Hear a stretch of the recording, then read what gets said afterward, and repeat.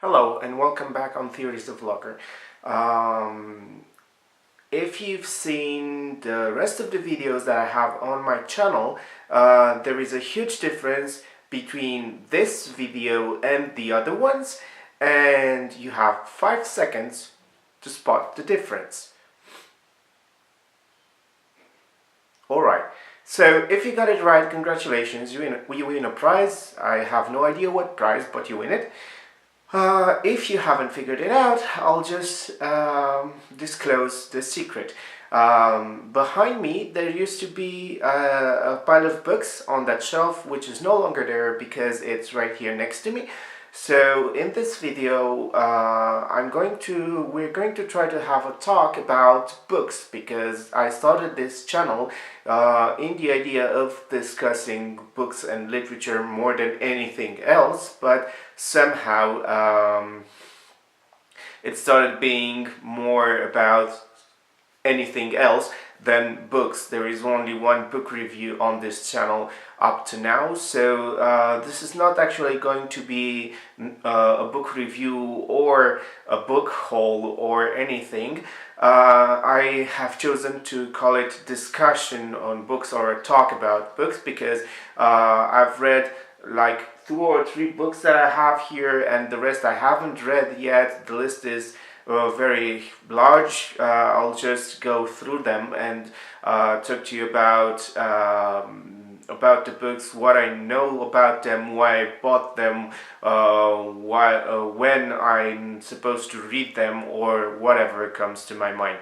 I'll start. And the first book that I have here is the last book that I've finished reading. This is it, They Both Die at the End, written by Adam Silvera. To be honest, I have contradictory feelings about this book, in the idea that the idea of the novel, the starting point of the plot is pure genius, but the way it is being written or described, or the way that the story falls, is not particularly to my taste. So we have 2 protagonists, 2 teenage boys who live in a dystopian society where people get announced that they're going to die in 24 hours, and there's nothing left that they can do about it apart from enjoying their last 24 hours. And there is a internet application or a mobile app called Last Friend, which allows you to, well, find the last friend to spend your last 24 hours with. Why I found this idea to be great is because that it sets you thinking about a lot of things, like if I knew that I only have 24 hours to live, what would I do? How would I spend them? Would I be scared? Would I don't know, apologize to all the people that I've hurt? Would I tell everybody that I loved them? Will I spend time with my family? I don't know. It just raises a lot of questions, and most of these questions are, of course, in the head of the protagonists as well. But somehow something goes wrong. So I don't know. Goodreads rating system 3 out of 5. Check it out if you want. I don't regret reading it, but I'm not ecstatic about it either. Okay. Moving on to what I'm currently reading. This is really new. I got it yesterday and I've only read a few pages of it. This is Bridge of Clay by Markus Zusak, and if this is at least half as good as The Book Thief, then I'm in for a treat, and I'm super excited to read this, although it's a monster of a book, like, I don't know, 600 pages, something like that. But yeah, I'm super excited to own this and to read it as quick as possible. As I said, for now I'm only at the beginning of it, so maybe I'll come back with a review after finishing reading it. Okay. Another book that I started reading, but I put aside for the moment, precisely in the idea of reading Bridge of Clay instead, is this Homo Deus by Harari. I know it's really, really popular. It's non-fiction. Um, it's based on research, data, and the interpretations of how humanity will look like in the future. It's really, really interesting, and the analysis is great. Again, pretty thick, but definitely worth it. Okay, so if you want to find out why starvation is no longer a major cause of death, but obesity is, check it out. All right. Another book in my pile of books that I had behind me, Paper Towns by John Green. I read this a while ago. I don't know, maybe 2 years ago, I guess. Typical young adult novel, a quest for a paper town, a love story between teenagers, and yeah, I don't know, good for that that sector of a public. I'm actually in love with John Green's writing. I first the idea of starting a YouTube channel first popped into my mind after I checked his YouTube channel, which is totally awesome. So John Green, you're a great inspiration to me, but The Fault in Our Stars is totally better than Paper Towns. Something which was really good, still from John Green, and it came close to The Fault in Our Stars in my opinion, is his latest novel, Turtles All the Way Down. Inspiring story, interesting characters, nicely developing plot, everything that you would ever wish for, and a bit more. So I'm not going to give a lot of spoilers, but if you do have the opportunity, please check it out. John Green, good go with this one. You're back on track. Thank you very much.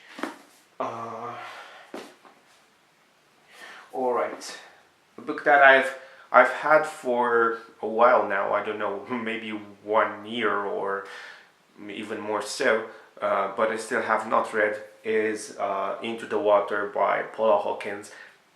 I bought it because Paula Hawkins is the one who wrote The Girl on the Train, which was a thriller novel that I really enjoyed. Maybe you've seen the movie. The movie was bad in my opinion because it changed the location of the plot, and this made it really bad. But the novel is great. So big up for The Girl on the Train. Probably Into the Water is equally as good. I know that it was pretty much critically acclaimed, but I have not read one page of it so far, so I don't want to talk about something that I don't know. Paula Hawkins is good, The Girl on the Train was good, so I will definitely give a try to Into the Water someday. Okay, Netflix, please sponsor me. I'm the type of guy that read books before watching the movies or TV series or things like that. So, Orange is the New Black is the novel on which the Netflix series is based. Again, I have not read it. I don't know many things about it. But it says my time in a women's prison, so it does sound inviting. And the Netflix series is very popular, so I'm guessing this is a good book. Okay, check it out if you have the time, the curiosity. to have a look at this novel before or after having watched the Netflix series. Don't forget, Netflix sponsor me. Okay.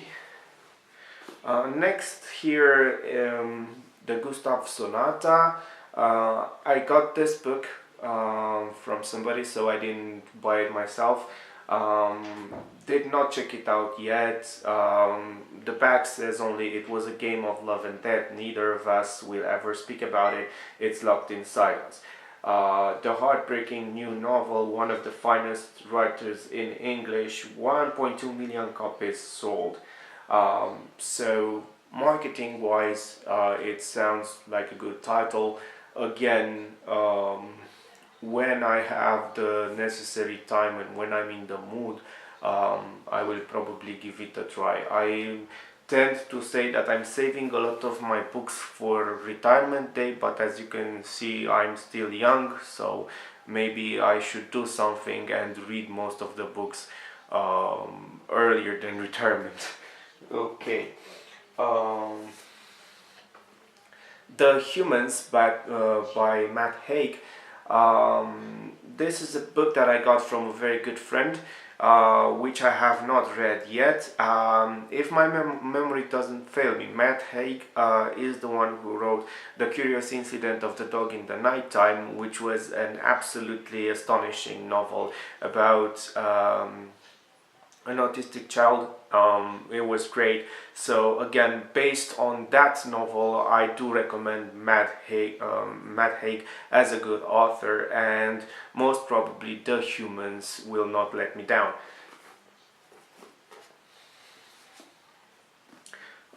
Another one in my pile of books, The Secret History by Donna Tartt. This one really seems interesting. It says, under the influence of their charismatic classics professor, a group of clever, eccentric misfits in an elite New England college discover a way of thinking and living that is a world away from the humdrum existence of their contemporaries. But when they go beyond the boundaries of normal morality, their lives are changed profoundly and forever. I don't know why this makes me think, this type of description makes me think of Dead Poets Society. So if there is a connection between that movie and this book is totally fire.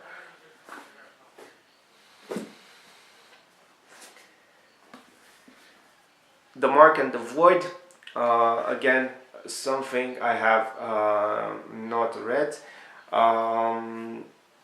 And something I don't know much about. Again, this is a book that I got, not a book that I bought. So it wasn't my choice.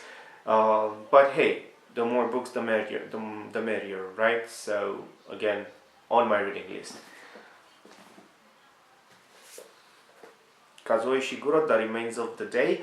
I bought this book because I read Never Let Me Go by Kazuo Ishiguro, and it was a good experience. Not the greatest experience ever. A lot of descriptions in Ishiguro's style, and this was not necessarily my cup of tea, but again, the story was great. It never let me go, and this is what made me want to buy The Remains of the Day. Totally worth being on your list, even though I have not read it yet. Thank you very much. Let's move on. This is a classic, and everybody reads it, and everybody wants it in their libraries, in their personal libraries, and I think this is the reason why I got it. Lolita, Vladimir Nabokov, of course. I do know some things about the story, and paradoxically, the things I know about the story kept me away from reading the book. Okay, so I don't know, the type of sexuality which is present in this book is not at all to my liking. But if I ever get curious enough to be this ecstatic about this classic that everybody talks about, at least I have it in my house, right? Okay, another classic, Jack Kerouac, On the Road. Again, I've heard some things about this. Some people say it's really good, others say it's not so good, but yeah, with different readers, we have different tastes. I cannot have a personal opinion until I read this book, which I haven't yet. So, as you can see, and as I have stated from the beginning, most of the books in this pile I have not read. I've read others. So yeah, I just wanted to share it with you. So I don't know, maybe you were curious what was laying behind me all the time. So yeah, this was it. Okay, I do have more. Um, this is not fiction. This is Carmine Gallo Talk Like TED. I'm a huge fan of TED Talks, and I find most of the talks there very inspiring. So this is about how to talk like TED, some tips and tricks about public speaking. Have not read it yet, have had it for a while. Really curious about it. Please God, give me the time and the I don't know, the proper mood to enjoy this type of book. All right. Uh, Adam Grant, the originals. This is mostly marketing, how people become successful because they have originals, like original ideas that they know how to develop. Have read a teeny little bit of it. We'll get back to it someday for sure. Okay, and two more classics. Truman Capote, Breakfast at Tiffany's, and Tennessee Williams, A Streetcar Named Desire. Have not read either of these yet, although I should have read both when I was in college, but hey, there's still time for it, thank God. Okay, so if you were ever curious about what laid in my back in the rest of my 4 or 5 videos, it was always about these books. I hope that I will read all of them, and I hope that you will see most of the reviews on this channel.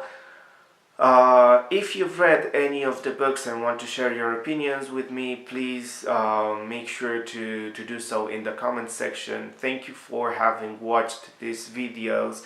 This video, have a nice day, and yeah, of course, like, share, subscribe, and don't forget to come back for more on Theories of Vlogger.